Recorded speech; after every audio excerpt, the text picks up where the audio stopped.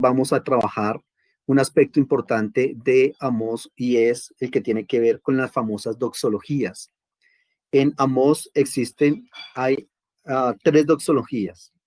Una está en el capítulo 4, versículo 13, otra en el capítulo 5, versículo 8 y 9, y la otra doxología está en el capítulo 9, versículos 5 y 6. ¿Por qué son tan importantes las doxologías? Recordemos que cuando nosotros analizamos el contexto profético, nos damos cuenta que en este texto en el género literario profético hay unos subgéneros. Es decir, todo es un género literario que se llama profético, pero hay unos subgéneros a partir de los cuales los profetas dan a conocer su mensaje. ¿Se acuerdan? Y esos géneros son, por ejemplo, el RIB, ¿cierto? Que es un pleito litigio.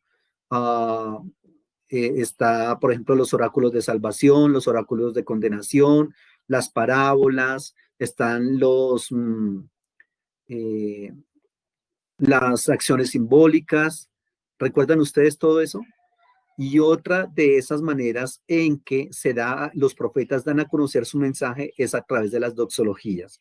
El término doxología significa o viene de dos palabras griegas, doxo, que es gloria, y logos, palabras de gloria. A las doxologías también se les va a conocer o se les va a llamar en algún momento himnos o doxologías. Algunos autores van a plantear así como himnos. Y vamos a leer entonces las doxologías teniendo en cuenta lo que les acabo de decir, que la doxología es utilizada por el profeta para dar a conocer el mensaje que el Señor le ha dado al pueblo a través de ellas, ¿ya? Entonces son una manera, recordemos que los profetas son campeones en pedagogía y didáctica, o sea, si uno quiere aprender algunos métodos pedagógicos y didácticos, el profetismo es espectacular, porque la manera en que lo hacen es brillante, honestamente brillante. Y a partir de las doxologías que están aquí en estos capítulos de Amós, él lo que pretende es colocar, digamos, como en la balanza, cuál es el verdadero Dios. Recordemos que en el siglo VIII, aunque el pueblo de Israel está adorando muchísimos dioses, pero la teología más fuerte, contraria a la teología yavista, la teología más fuerte, contraria a la teología yavista, es la teología baalista, ¿ya? Y entonces, a partir de estas doxologías nos quiere decir algo respecto de ese Dios. Vamos a leer, por favor, la primera doxología, capítulo 4, versículo 13. Notemos las características que menciona acá, hablando del Señor.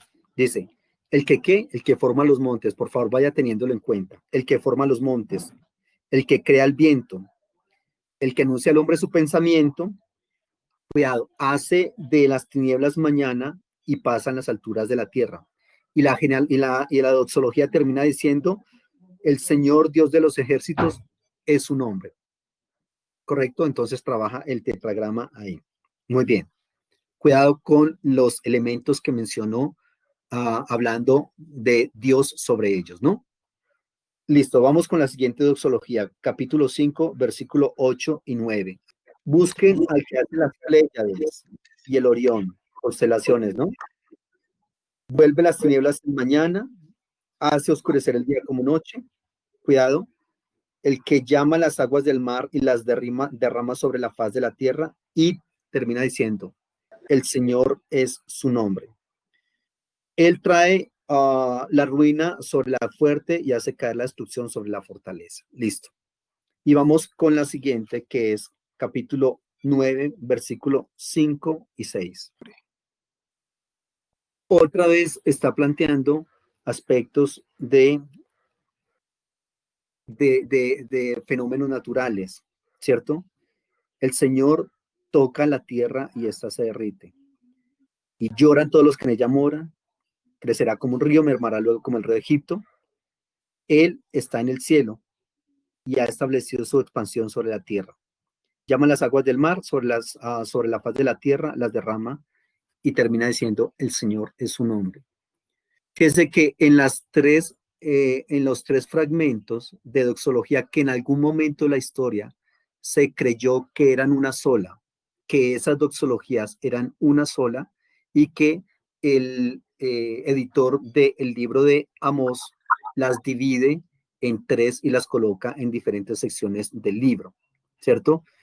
Algunos van a plantear que no son parte original del libro de Amós, sino que, reitero, las colocaron ahí en una reelaboración que hacen del libro. Eh, digamos que parte del asunto es que se dice que esas doxologías se incluyen en un libro tan fuerte en cuanto a su léxico y en cuanto a sus oráculos de condenación. Recordemos que Amós viene planteando oráculos de condenación contra todas las naciones, ¿cierto? Y contra Israel y Judá.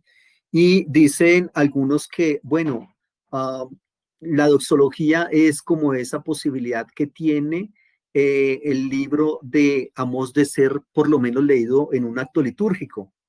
Es que si solo dejamos a Amós con todos esos oráculos de condenación, perdón, entonces ¿quién quiere leer ese libro?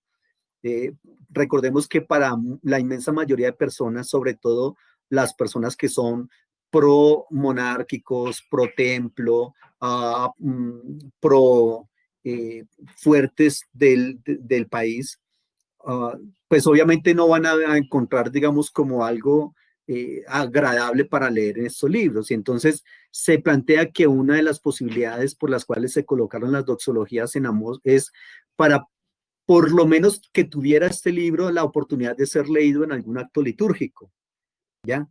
Entonces, ahí es cuando se incrustan estas doxologías ahí. Otros van a decir, no, definitivamente sí, las colocó desde el primer momento Amós ahí en su libro.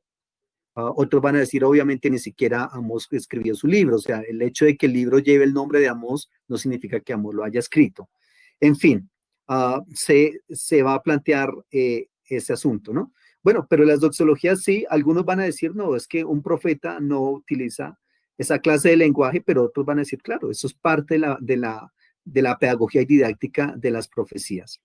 ¿Cuál es la función de las doxologías? Pues uno, como le comento, dan al texto una connotación litúrgica. O sea, por lo menos se puede leer ese texto en un acto litúrgico, ¿cierto? A partir de la doxología, las doxologías son muy utilizadas en los actos litúrgicos, por lo que, reitero, son palabras de gloria, palabras para adorar al Señor. Y se pueden utilizar por lo menos en algunos puntos de las ceremonias. Algo muy importante es que esas doxologías van a subrayar el vínculo que hay entre el Dios y el ser humano y cómo Dios está también atento a todas esas dimensiones cósmicas. ¿Y por qué es tan importante esto? Recordemos que les dije que en el siglo VIII el culto baalístico era tremendamente poderoso, ¿cierto? Eso lo vamos a ver ahora con el libro de Oseas, porque la esposa de Oseas era una hieródula, una adoradora de Baal. Pero recordemos entonces que como Baal era un dios eminentemente naturalista, al dios Baal se le atribuían todos estos conceptos que están acá. ¿Cuáles conceptos? Por eso le dije que tuviéramos en cuenta. Se decía de Baal que era el que había formado los montes, que era el dios del viento, que es el que tiene la capacidad de hacer de las tinieblas mañana, y obviamente Baal vive en las alturas, ¿cierto? En las alturas de la tierra. En la segunda doxología, se dice que Baal también es el encargado de todos estos, de la construcción de todos estos constelaciones, como las Pléyades, el Orión, y nuevamente reitera, vuelve las tinieblas en mañana, hace oscurecer el día como la noche, el que llama las aguas del mar y las derrama sobre la tierra. Y así también con la doxología del capítulo 9. Entonces lo que se está planteando en esas doxologías es, no, un momento, no era Baal, es el Dios de Israel.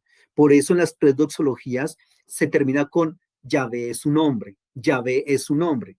¿Por qué? Porque se quiere proscribir precisamente ese culto a Baal, diciéndole a la gente, a ver, es que ustedes han estado pensando que el dios Baal es el que se encarga de todo eso, de todos esos fenómenos atmosféricos. Recuerde que Baal es el encargado, según la teología cananea, y ugarítica de la fertilidad, de la lluvia, del fuego. Por eso también Elías, allá en su guerra contra los profetas de Baal, precisamente le dice, echen agua, ¿cierto?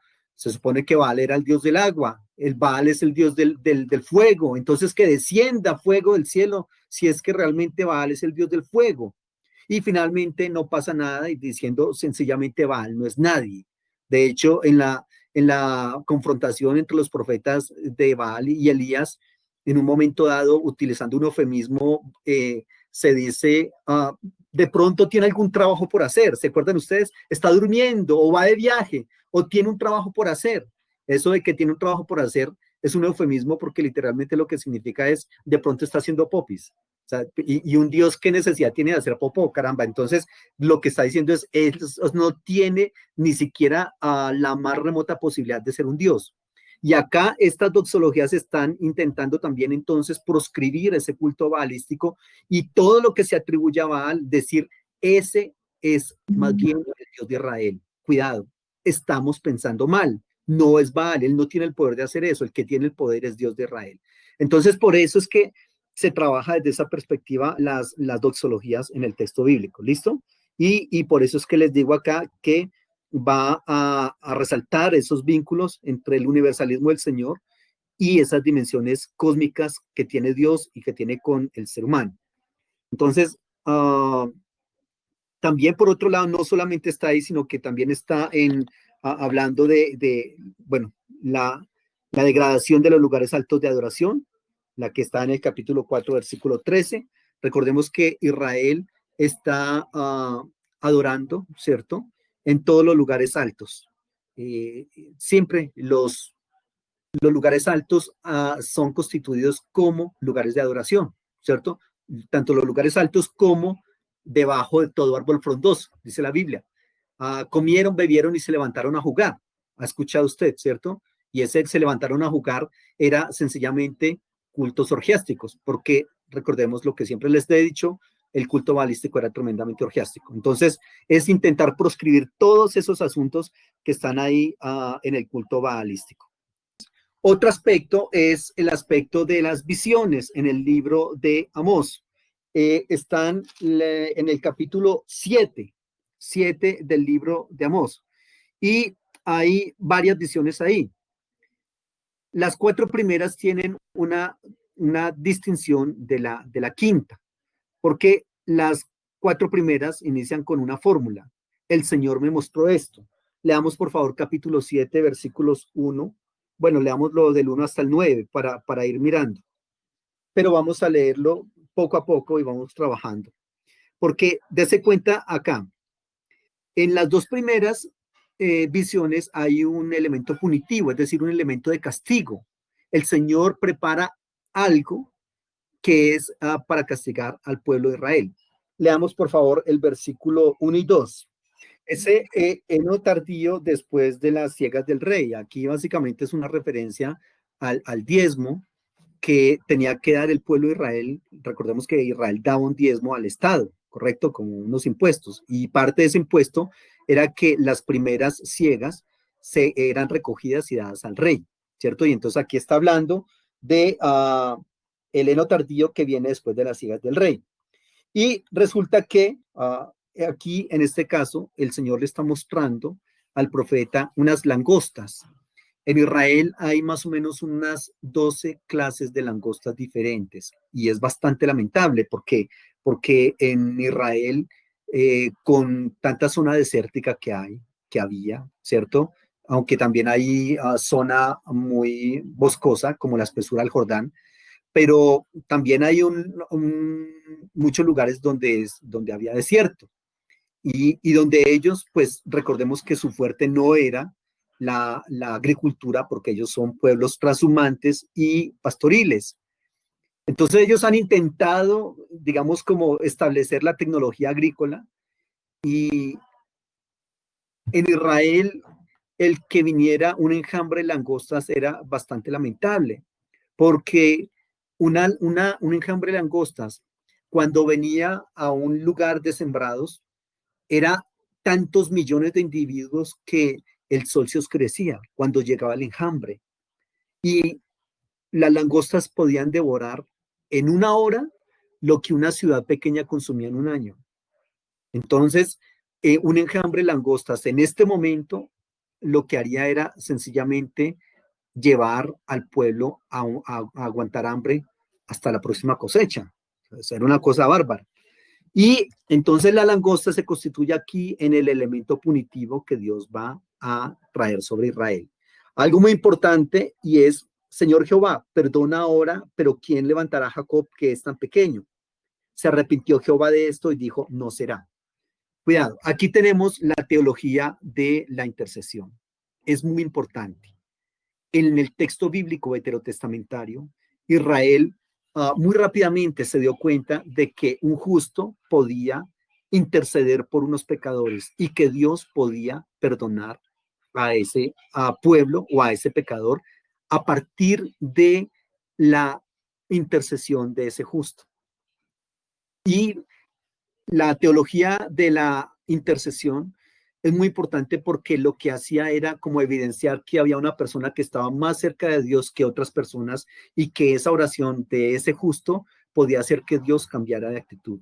De hecho, el sacrificio en Israel debía estar acompañado de un intercesor. Y la intercesión incluso muchas veces valía más que un sacrificio. ¿Ya? Entonces, por ejemplo, vemos el caso de Jonás intercediendo de Abraham intercediendo por Lot. Y en ese momento, el proceder de Jonás, de Abraham es digno de imitar, digno de admirar, porque cómo este hombre está intercediendo por un lugar que ni siquiera es su tierra, por unos pecadores, y Dios escuchándole. El intercesor eh, era tan importante porque incluso su propia vida era puesta en peligro por las personas que estaban intercediendo. El caso, por ejemplo, de Moisés. Señor, si vas a destruir el pueblo, pues por lo menos, pues entonces empiece por mí, porque es que, ¿qué va a decir la gente que los sacaste de allá y ahora los vas a matar en el desierto? Pues empiece por mí, máteme a mí. Entonces, el intercesor está tan abnegado que puede incluso decir, no me interesa mi vida. Coloco mi vida por esas personas que piensas destruir. Por otro lado, la intercesión también tiene algo que ver y es que evidencia cada vez más la distancia tan amplia que hay entre Dios, santo, santo, santo, y el ser humano pecador, ¿cierto? Y aparte de la distancia, el abismo que hay entre los dos, ¿correcto? Y esa distancia y ese abismo pueden ser salvados por una persona que se llama el intercesor. De ahí que sea tan importante. Ahora, por otro lado también, como nos vamos a dar cuenta en este pasaje, la intercesión también tiene un límite.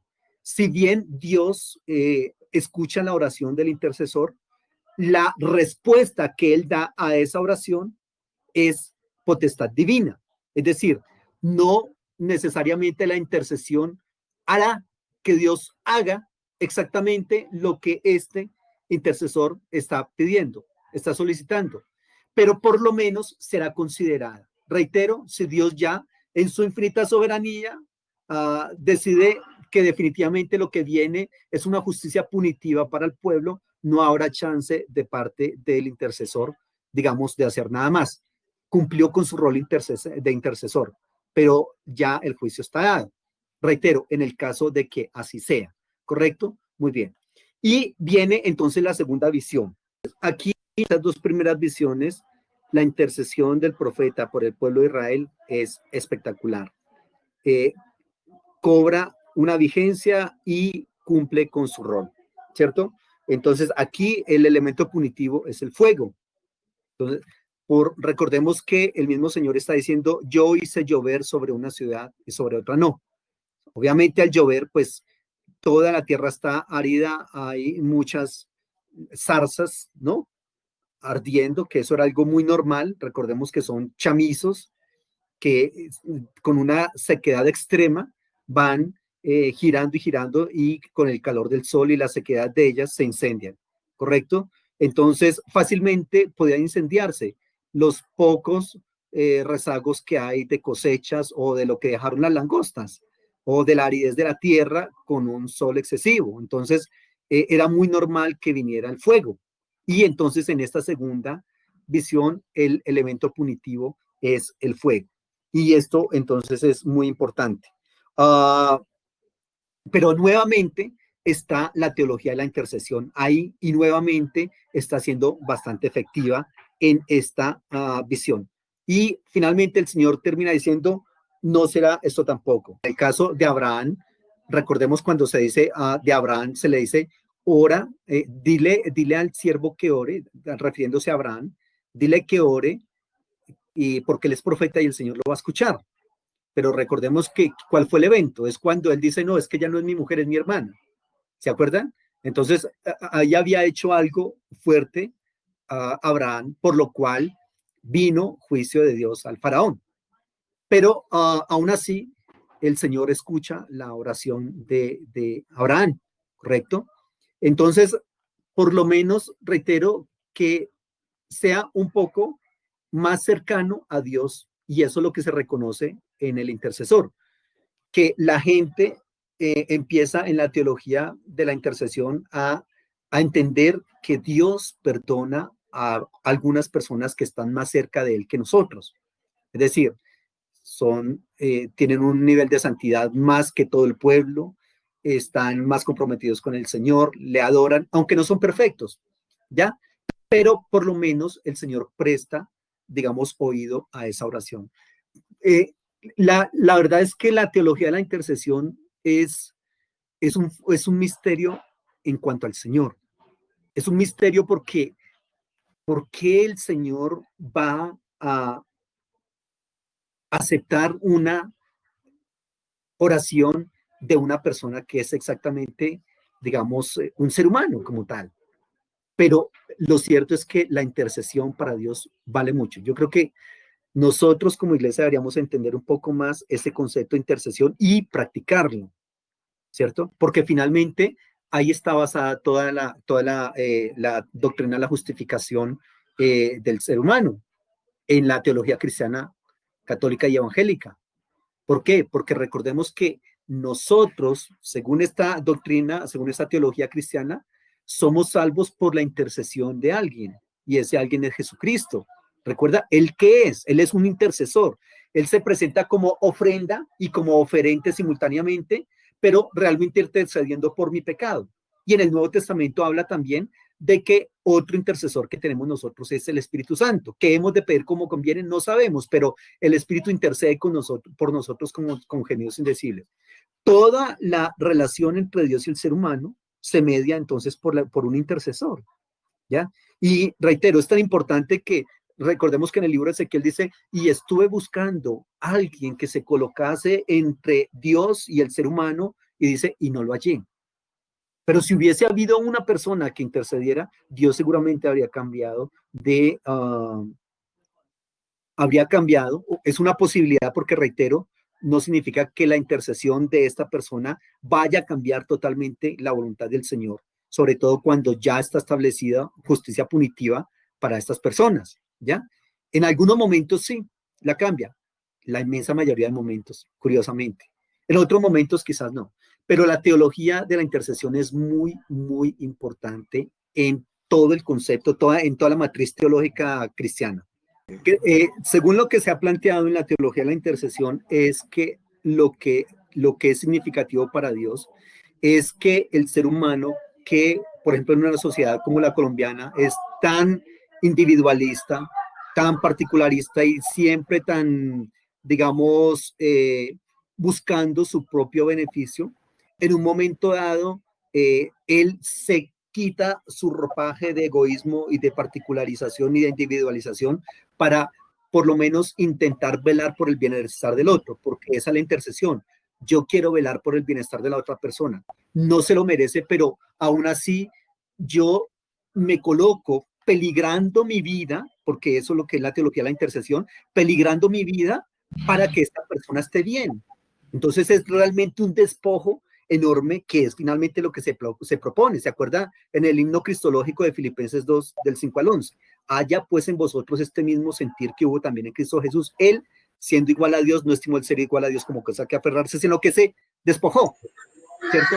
La kenosis. Pero el asunto es que a Jesucristo, según la teología cristiana, no le fue tan bien, porque a Jesucristo sí se le cobró el máximo precio que se le cobra a un intercesor, es la vida.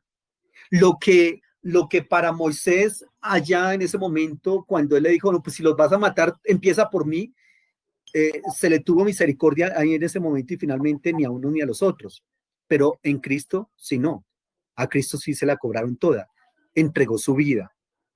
Fue muerto por nosotros. Entonces, ese es como el asunto. O sea, de hasta dónde estoy dispuesto yo a ceder a mi bienestar, ¿cierto? A ceder a mi seguridad como ser humano y a ponerme en peligro por unos que los puedo conocer o quizás no los conozca tanto, ¿cierto?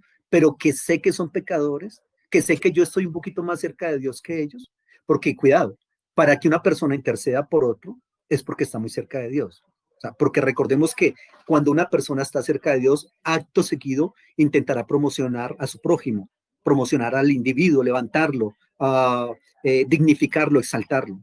Cuando una persona está lejos de Dios, lo que intentará es, acto seguido, eliminar a su prójimo. ¿Ya? Entonces, eso es lo que está, digamos, proponiéndose en toda esa teología de la intercesión, que es bastante profunda. Cuando el Señor nos lleve a orar por una persona, por favor, no te resistas a hacerlo. O sea, Él sabe, para nosotros es un misterio, pero Dios sabe cómo actúa en una circunstancia de esas. Uh, Personalmente también me pasó hace un tiempo con una persona de la iglesia. Eh, Era de la iglesia, pero estaba en otra ciudad y bueno, y el Señor me puso a orar con esa persona esa noche llorando fuertemente. No sabía, pero el Señor me llevó a eso. Al otro día recibí la noticia de que él se había muerto. Entonces es como una intercesión por la salvación de esta persona. Así lo tomé yo cuando me di cuenta, increíble. O sea, me levanté medio de la noche a orar por esa persona y a orar y a llorar por esa persona y al otro día no, está muerto. Cuando yo estaba intercediendo, él estaba muriendo. Entonces son cosas que uno no... ¿Cómo actúa eso con Dios? Pero tiene el poder. Mire, la intercesión es tan grande que, como les comenté, el sacrificio debe ir acompañado de un intercesor. Si el sacrificio no va acompañado de un intercesor, no sirve. De hecho, el mismo profeta el mismo sacerdote es un intercesor. ¿Ya? La persona no puede presentar un sacrificio él, ¿ya? Tiene que presentarlo el sacerdote. Y la víctima también es un intercesor. Entonces, el sacrificio tiene que ir acompañado de intercesión para que valga.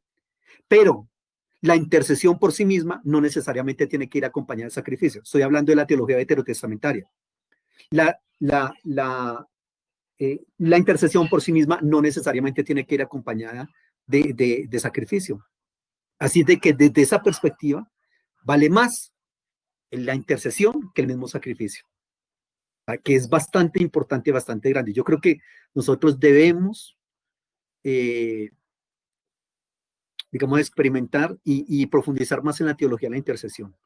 Aquí ya estamos en el siglo VIII y aquí en este asunto realmente lo que hay es la frase que está utilizando hoy, ya hay justicia punitiva, porque el Señor ha intentado por todos los medios llevar al pueblo a un arrepentimiento, pero ese arrepentimiento no se ha logrado. Acá no se puede tomar como que, no, Dios no tiene nada que ver ahí en ese aspecto, tiene todo que ver, ¿ya? Infortunadamente, les he estado enviando mis mensajeros permanentemente. Es que este culto, esta pelea con el culto balístico no lleva 10 años ni 20. Recordemos que el profeta Elías y Eliseo están en el siglo noveno, ¿se acuerda? Más o menos 100 años antes de este evento, está Elías peleando con los profetas de Baal y luchando por proscribir ese culto. Luego se va Elías y queda Eliseo. ¿Recuerdan ustedes cuando ese famoso episodio de cuando dice los muchachos que le salen allá a, a Eliseo y le dicen, sube calvo, ¿recuerdan ustedes? Esos muchachos no son los que se parchan en una esquina a echarle piropos a las mujeres, no. Esos muchachos son los nuevos profetas del dios Baal. Esos son estudiantes del dios Baal Y el término en hebreo para calvo también significa sin cobertura, ¿ya? En otras palabras, estos muchachos le están diciendo, recuerde que usted y yo tenemos un episodio pendiente. Elías peleó y destruyó a los profetas de Baal, pero usted que es el sucesor de Elías, a nosotros nos parece que usted no tiene como que a usted le falta pelo para moña, pues en otras palabras. Y lo que estamos haciendo es retándole en este momento, nosotros como culto baalístico, ustedes como culto yavístico. A ver cuál pelea. Y ahí es cuando el texto dice que aparecieron entonces dos osas y mataron a esos 42 muchachos. Esos no son tan muchachos así como, no, son profetas baalísticos. Entonces el culto al dios Baal ya ha venido, digamos, cobrando mucho terreno en Israel. Aparte de todo lo que estamos hablando desde de lo social, desde lo económico en el pueblo. Entonces aquí el pueblo tiene suficientes motivos para hacerse acreedor a la justicia punitiva. En el libro de Amós, porque la justicia punitiva hay una discusión, ¿no? Si la justicia punitiva es solamente para las personas impías, eso significa que Israel ya no es pueblo de Dios. El libro de Amós el libro de Oseas nos va a dar esa respuesta. No, Israel ya no es el pueblo de Dios. ¿Se acuerda uno de los nombres de los hijos de los hijos de Oseas? Precisamente, Lo Ammi. Lo Ammi significa ya no es un pueblo mío.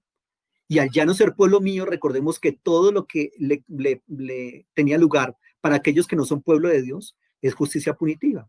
Ahí entonces ya no podemos decir que no, de pronto era que era de una fuente diferente, pero entonces se trabaja desde la teología de que todo viene de parte de Dios, lo bueno y lo malo. Ya no. En esto es justicia punitiva. ¿Ya? De hecho, también ahí viene la tercera visión, versículo 7. Me mostró también esto, el Señor estaba sobre un muro hecho a plomo y en su mano tenía una plomada de albañil. El Señor entonces me preguntó, ¿qué ves, Amós? Y yo respondí, una plomada de albañil. Y el Señor dijo, yo pongo plomada de albañil en medio de mi pueblo Israel, no lo toleraré más. Los lugares altos de Isaac serán destruidos, los santuarios de Israel serán asolados, me levantaré con espada sobre la casa de Jeroboam. Aquí, en las dos primeras visiones, la intercesión del profeta cobra la vigencia y el Señor dice, está bien, no lo haré, no será. Pero infortunadamente en esta otra visión, el profeta ya ni siquiera intercede. ¿Por qué? Porque la visión es muy clara. ¿Qué pasa con una pared que está torcida? Entonces está la pared, le colocan plomada, pero infortunadamente esa plomada no funciona, ¿ya? Entonces, ¿y por qué no va a funcionar? Es decir, la pared no sirve porque una pared torcida, más temprano que tarde se cae. ¿Qué hay que hacer con una pared torcida? Tumbarla antes de que se caiga y mate a alguno. Entonces, Israel es esa pared, pero está derecha. El Señor ha colocado su plomada y por lo tanto ya no hay posibilidades de nada. Ahí el profeta ya no practica la teología de la intercesión. Ya se da cuenta que no hay posibilidades, que no hay chance absolutamente de nada. ¿Listo? Entonces, ese es como el concepto acá que se está trabajando. Entonces, luego viene de un apéndice. Después de la tercera visión, hay un apéndice que es el capítulo 7, versículo 10 al 17, y luego el capítulo 8, del versículo 4 al 7, son dos apéndices que están ahí. Es decir, le estoy hablando de 5 visiones. La primera son las langostas, la segunda es el fuego, la tercera la plomada de albañil, y ahí, entre la tercera y la cuarta, hay un apéndice que es la confrontación entre Amós y Amasías. Y luego viene la cuarta visión, que es la canastilla de frutas de verano. ¿Sí ven? Y luego de esa visión hay otro apéndice que está en el capítulo 4 al 7. Y posteriormente hay la quinta visión, que es básicamente la destrucción del templo. Ahorita la vemos. Entonces, miremos por favor la, la cuarta visión, capítulo 8, versículos 1 y 2. Aquí hay un asunto bien importante. En el hebreo se ve, en español infortunadamente no se ve. Hay una correlación entre la fonética de canastillo de frutas de verano con el fin. Kajitz y Haketz. Kajitz y Haketz.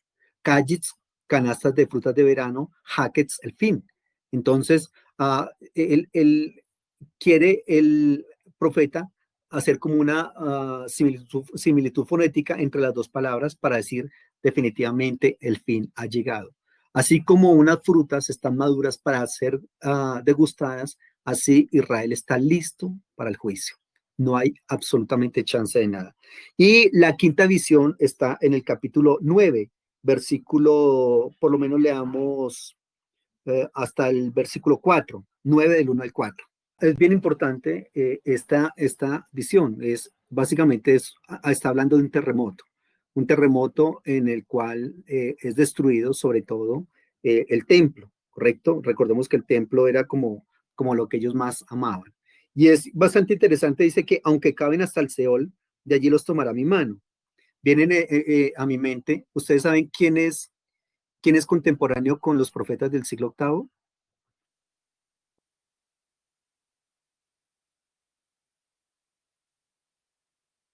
¿Alguien en la historia se les ocurre que es contemporáneo con los profetas del siglo octavo? Les voy a decir, Pero la Homero. Biblia. Ah, ¿Quién? Homero. Los Simpson ya estaban allá. ¿Se cuenta? Mentiras. Homero, el de la Ilíada y el de la Odisea. Este está allá. Son contemporáneos de los profetas del siglo octavo. ¿Recuerdan ustedes que quién estaba guardiando el infierno? Pues lo que es el infierno para Homero. ¿Quién lo guardiaba? ¿no era el cancerbero? Cerbero. ¿Recuerdan ustedes? Y acá, mire lo que dice el versículo 2. Aunque caben hasta el Seol, de allá los tomará mi mano, y aunque suban hasta el cielo, de allí los haré descender. Obviamente, aquí no se está hablando de infierno porque en el Antiguo Testamento el concepto de infierno no existe. O sea, el concepto de infierno no hay en el Antiguo Testamento. Se habla del Seol, pero el Seol es como el equivalente allá, no porque haya fuego, gusanos, azufre y nada de eso, sino que el Seol es el lugar de los muertos, ¿cierto? De todas maneras, también Dante Alighieri, cuando habla de uno de los círculos del infierno, o mejor a la entrada al infierno, dice, todo el que llega acá que pierda toda esperanza. Pero lo que quiero hacer es una connotación de que en el imperio griego se tenía al cancerbero, que era un perro de 3 cabezas guardiando el infierno para que nadie entrara y saliera. Y acá es bastante interesante que dice, aunque caben hasta el Seol, de allí los tomará mi mano, y aunque suban hasta el cielo, de allí los haré descender. Como quien dice, aunque puedan esconderse, ¿quién podría escaparse del infierno con el cancerbero? Pero haciendo una connotación, una relación acá entre infierno y Seol de acá, de estos sí hubieran podido cavar hasta el Seol. Y sin embargo dicen, ni siquiera podrán escaparse de ahí. Es posible que una persona muy remotamente posible que una persona pudiese destruir al cancerbero en la obra de Homero. Y sin embargo, acá algunos podrían haber cavado hasta el Seol y burlado ese lugar, pero dice, aún allá lo sacará mi mano desde ahí. Es bastante interesante ver esa correlación que hay ahí, ¿no? Muy bien, dice, se esconden en la cumbre del Carmelo, allí los buscaré y los tomaré, y aunque delante de mis ojos se escondan en lo profundo del mar, allí mandaré a la serpiente y los morderá. Ahí está. Y si van en cautiverio, delante de sus enemigos, allí mandaré la espada y los matará. Mejor dicho, no tendrán posibilidades absolutamente de nada. Esa es la quinta visión, bastante lamentable. Son visiones. Eh, Parte de la discusión teológica que hay es cómo llega una visión al ser humano, sobre todo a los profetas del Antiguo Testamento. Entonces, varios profetas hablan de que, o la Biblia habla de que, estando dormido el profeta, vinieron a él visiones de parte del Señor. Entonces, uno diría, no, perdón, si está dormido es un sueño, pero la Biblia les habla, les llama visiones, ¿ya? Al respecto se ha planteado que es muy posible que haya, que usted le ha pasado algo que usted está como entre dormido y despierto y llega algo así como a su mente y usted dice, bueno, no supe si estaba despierto, no supe si estaba dormido, es una explicación que se ha dado. Entonces son visiones, es decir, eso no tuvo lugar. Por ejemplo, las dos primeras eran visiones y el Señor a partir de la intercesión del profeta dijo, está bien, no será. La que sí tiene lugar es la tercera, la cuarta y la quinta, ¿ya? Esas se dan, pero se dan en un solo momento. ¿Cuándo se dan en esas visiones? Se dan cuando el imperio neoasirio viene e invade el reino del norte, 722, 721 a.C. Ahí se cumplen esas tres visiones, ¿correcto? Bueno, el concepto del terremoto del que habla acá sí se trabaja o tiene registro en algunos textos, otros textos bíblicos, ¿no? Pero entonces aquí está, digamos, ese concepto de la plomada de albañil que es colocada en la pared y que la única manera es destruir la pared y luego la canastilla de frutas de verano que está lista para comer, ¿ya? Entonces se da ahí en ese momento 722, 721 antes de Cristo.